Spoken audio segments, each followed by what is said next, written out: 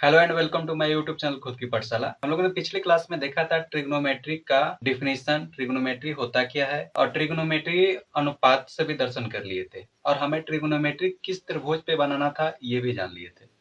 तो एक बार आपको रिवीजन करा देता हूँ। ट्रिग्नोमेट्री हमें जो है समकोण त्रिभुज पे बनाना है, ठीक है। और हमारा ट्रिग्नोमेट्री रेशियो 6 होते हैं जिन्हें साइन, कॉस, टैन, कोसेक, सेक और कॉट कहते हैं, ठीक है। कितने होते हैं? 6 होते हैं। और ट्रिगोनोमेट्री में हम लोगों ने ये भी समझ लिया था कि हम किसको लंब कहेंगे, किसको आधार कहेंगे और किसको कर्ण कहेंगे। एक बार फिर से हम लोग क्लियर कर ले रहे हैं। ये हमारा एक समकोण त्रिभुज हो गया। ये दोनों त्रिभुज हमारा सेम ही है, ठीक है। एबीसी ये दोनों त्रिभुज सेम है, अलग नहीं है। अब हमसे बोला जाए कोण सी के संबंध में बताइए कि कौन सा कर्ण है, कौन सा लंब है, कौन सा आधार। तो कोण सी से हमें चलना है, तो कोण सी रहा ये, और इसके ठीक सामने वाला हमारा क्या होता है? इसके ठीक सामने वाला हमारा लंब होता है और 90 डिग्री के सिर्फ ठीक सामने वाला हमारा कर्ण कहलाता है। और जो बच गया उसका नाम आधार। आधार को हम लोग बेस कहते हैं, जिसे बी से डिनोट करते हैं। लंब को परपेंडिकुलर पी से, कर्ण को हाइपोटेनस एच से। अगर इसमें कहा जाता सेमी त्रिभुज रहता, अगर कोण ए मिल जाता तब क्या होता? तब हमारा लंब जो है ये वाला भुजा बन जाता है कोणे के ठीक सामने। आधार जो है ए बी हो जाता, लंब जो है बीसी हो जाता, और कर्ण कौन सा? कर्ण जो है हमेशा फिक्स होता है 90 डिग्री के ठीक सामने वाला, ठीक है। यहाँ तक कोई डाउट नहीं रहा। तो चलिए अब हम लोग क्वेश्चन समझना शुरू करते हैं। क्वेश्चन में कह रहा है त्रिभुज ए बी सी में जिसका कोण बी समकोण है, ए बी बराबर 24 सेंटीमीटर, बीसी बराबर 7 सेंटीमीटर, तो निम्नलिखित का मान ज्ञात करें। तो सबसे पहले हम यहाँ अपना त्रिभुज बना लेते हैं, ठीक है। हमें यहाँ एक त्रिभुज बनाते हैं, समकोण त्रिभुज, तब हमें बातें समझ में आएगी। हमने यहाँ पे एक समकोण त्रिभुज बना लिया, ठीक है। समकोण त्रिभुज बन गया। अब कह रहा है कि कोण बी जो है समकोण है।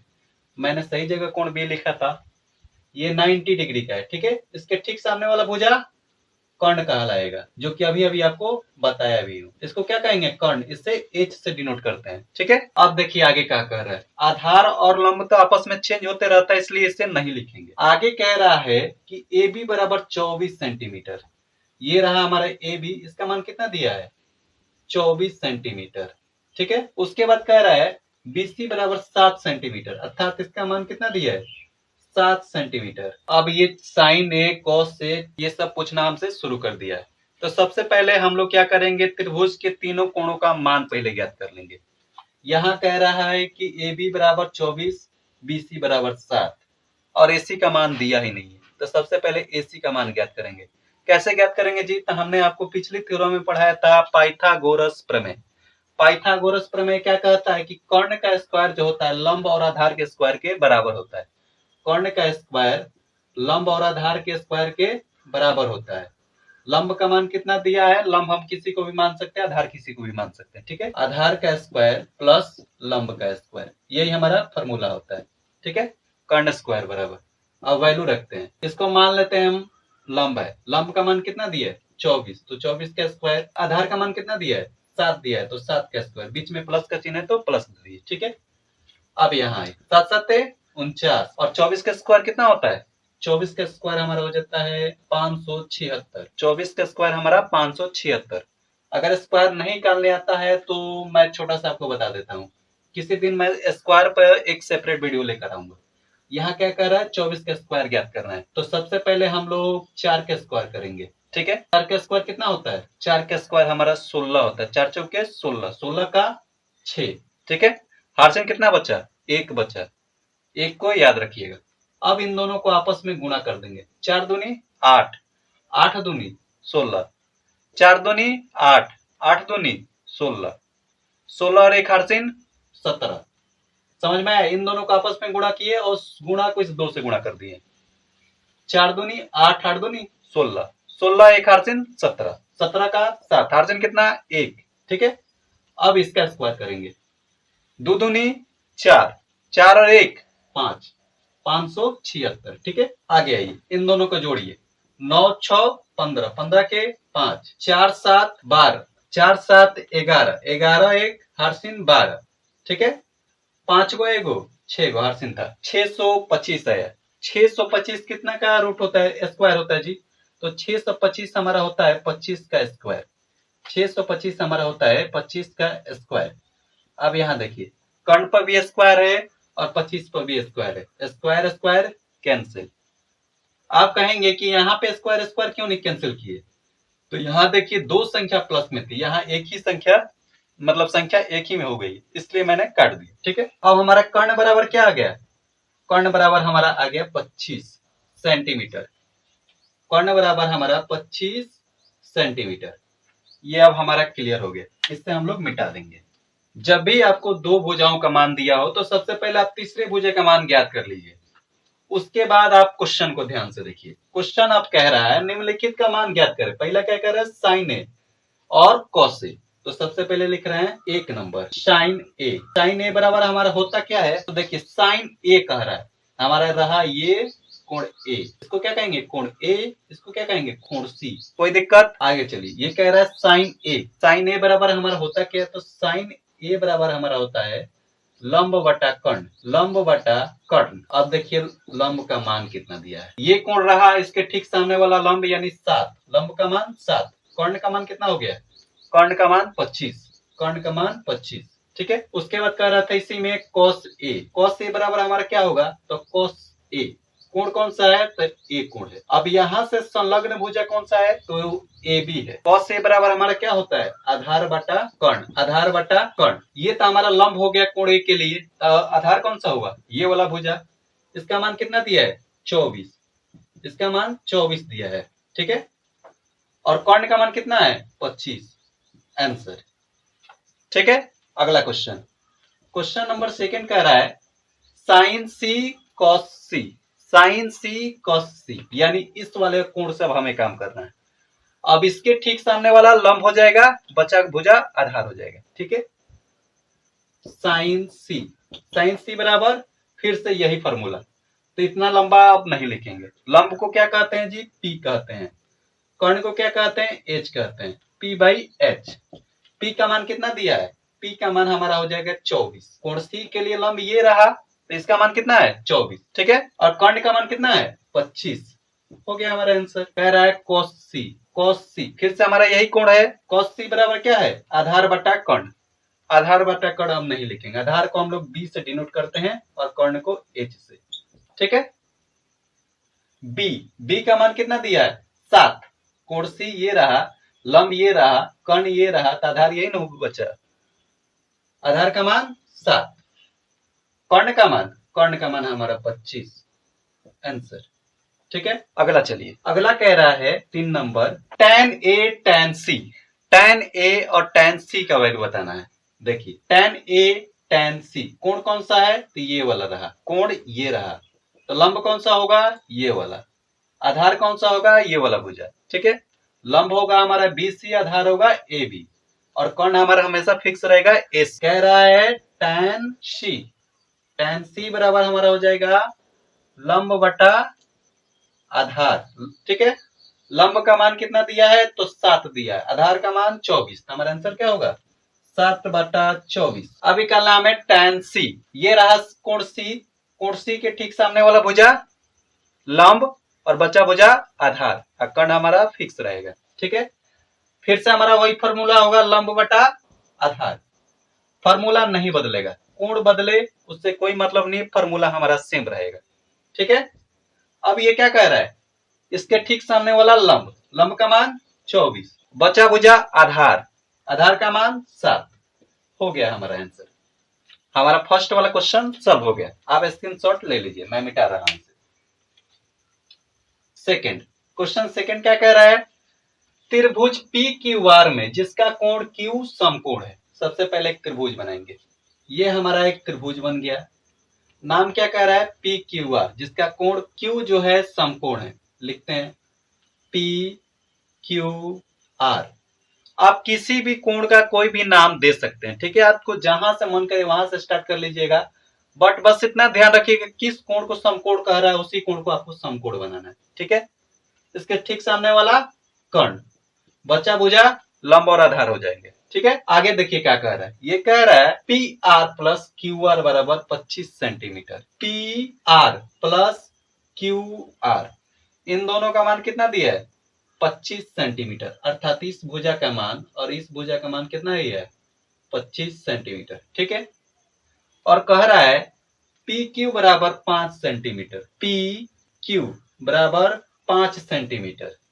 तो निम्नलिखित का मान ज्ञात करें। ठीक है, इन दोनों का मान एक ही में जोड़ के दे दिया है। बोल रहा है ये दोनों कितना है? 25 सेंटीमीटर है, और पी क्यू का मान 5 सेंटीमीटर दे दिया है। तो सबसे पहले हमें क्या करना है? इन दोनों का मान अलग अलग ज्ञात करना है। सबसे पहले हमें इन दोनों का मान अलग अलग ज्ञात करना है। तो चलिए शुरू करते हैं। तो यहाँ क्या कह रहा था? P R plus Q R बराबर 25 सेंटीमीटर। अब हम लोग फिर से पाइथागोरस प्रमेय ही लगाएंगे।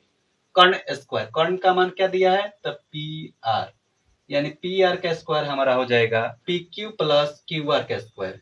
पी क्यू का स्क्वायर प्लस क्यू आर का स्क्वायर। ठीक है, यहां तक कोई डाउट? अगला देखिए, पी आर स्क्वायर बराबर हमारा हो जाएगा, पी क्यू का मान कितना दिया है? 5, 5 का square plus Q are square.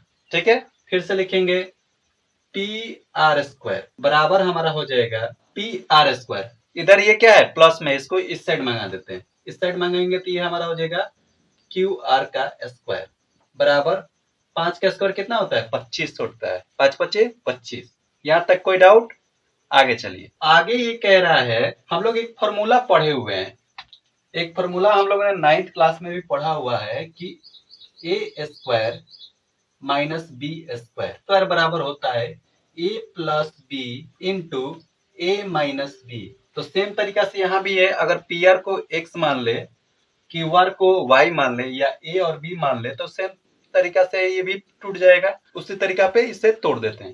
P R plus Q are, ठीक है, into P R minus Q R बराबर हमारा क्या होगा? बराबर हमारा हो जाएगा 25। आगे समझिए, P R Q R, P R Q R का मान कितना है जी? 25 है। पी आर और क्यू आर का मान 25 है, मैंने इसे 25 लिख दिया। ठीक है, गुण है Q R minus P R, Q R minus P R. इसको हम लोग एक स्टेप और आगे बढ़ाते हैं। पी आर क्यू आर का मान 25 दिया है, तो हम यहाँ लिख सकते हैं। तो हमारा हो जाएगा P R minus Q R बराबर 25। ठीक है, अब इधर देखिए, ये भी गुणा में है, ये भी इधर गुणा में है।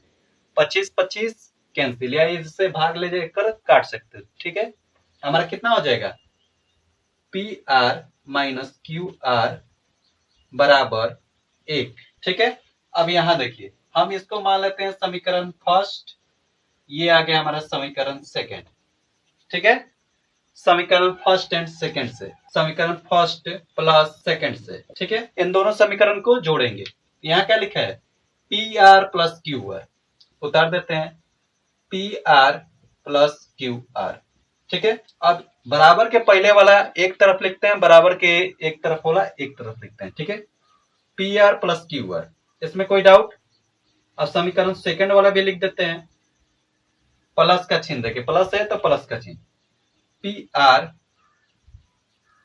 माइनस क्यू आर बराबर 25 प्लस 1, 25 प्लस 1। एलएचएस को एक साथ जोड़ देंगे और आरएचएस को एक साथ। ठीक है, मैंने पिछली सेशन में भी ये सारी चीजें बताया हुआ। अब देखिए, क्यू आर कट गया, बचा क्या? पी आर कितना हुआ?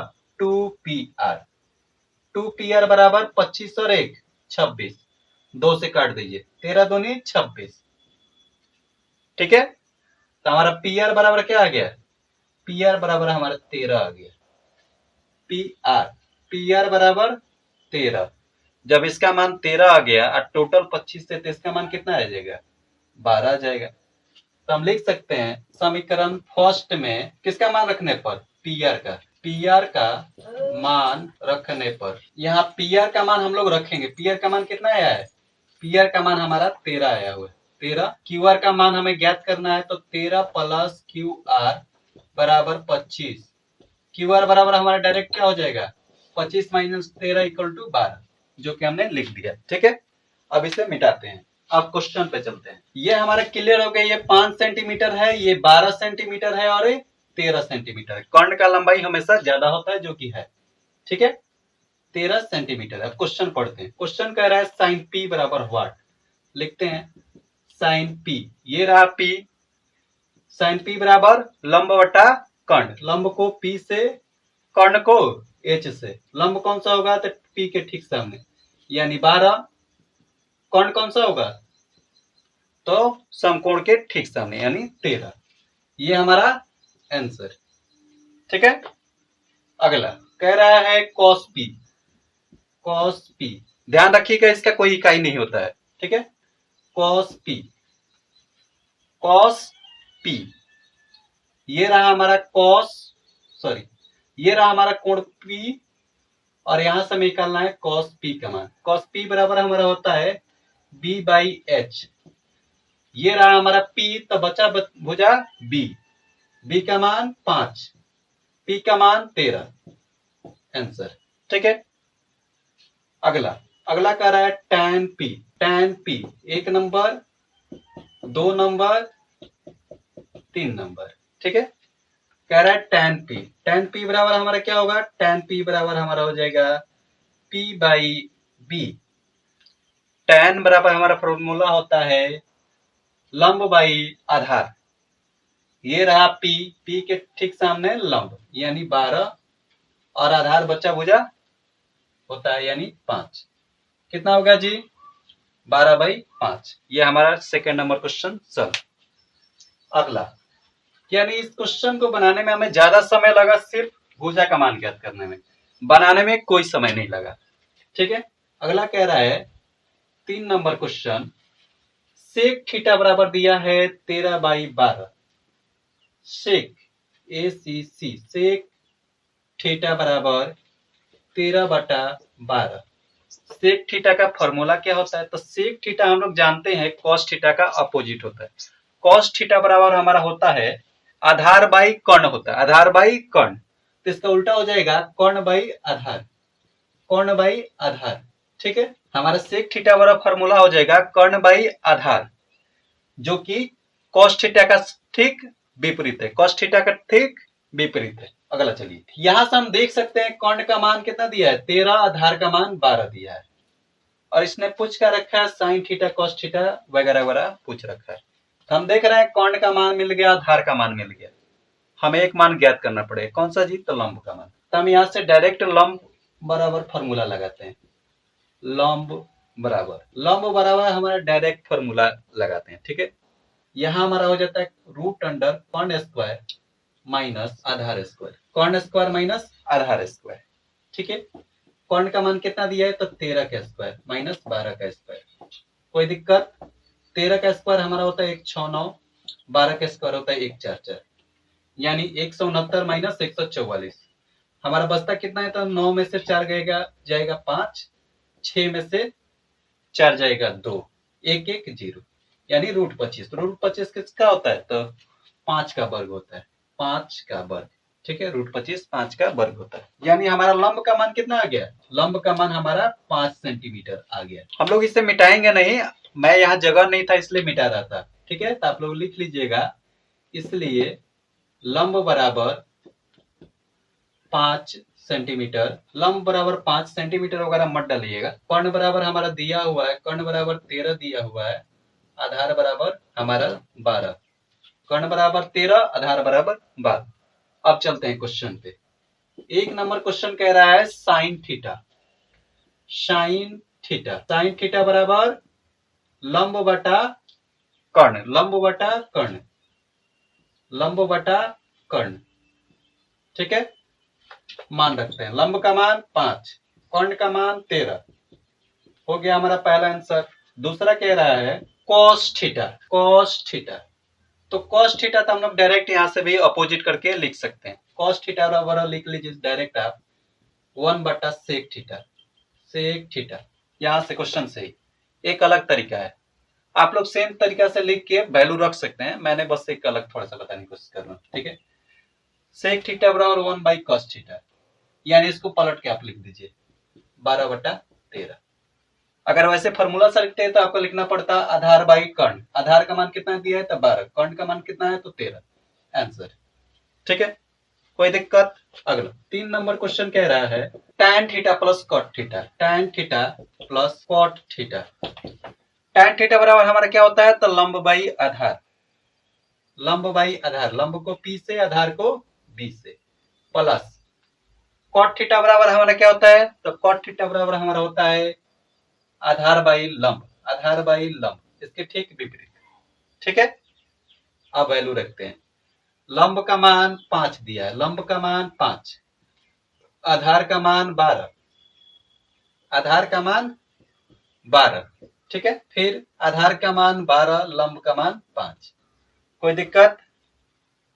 इसका एलसीएम ज्ञात करेंगे। 12 5 का एलसीएम 60 होता है, 12 बच्चे 60। ठीक है, तिरछा तिरछे गुणा कर देते हैं। 5 बच्चे 25 प्लस 12 12 1 44, कितना हो जाएगा 169/60। आंसर।